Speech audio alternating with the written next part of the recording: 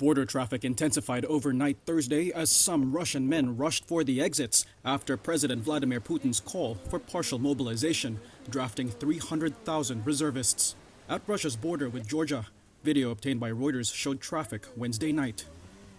For some, like Ivan, the crossing took up to 12 hours. I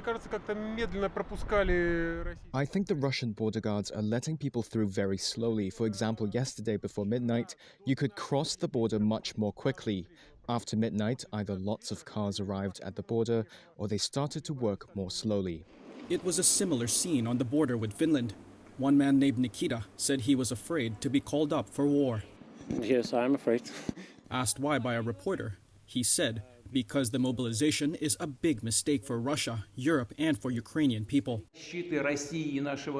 Putin's Wednesday announcement raised fears that some men of fighting age would not be allowed to leave the country. Prices soared above $5,000 for one-way plane tickets to the nearest foreign locations, with most sold out completely for coming days. Alex was one of the arrivals at Istanbul airport. I didn't believe that the next step will be mobilization. And I feel that not really lots of Russian people want to fight and want to be mobilized and want to go to the army. Ukraine's President Volodymyr Zelensky warned Russian citizens that the war was now arriving at their doorsteps.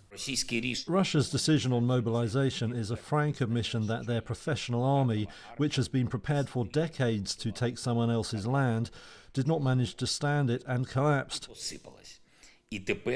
And now, due to mobilization, for most Russian citizens, Russia's war against Ukraine is not something on TV or the internet, but something that has entered every Russian home.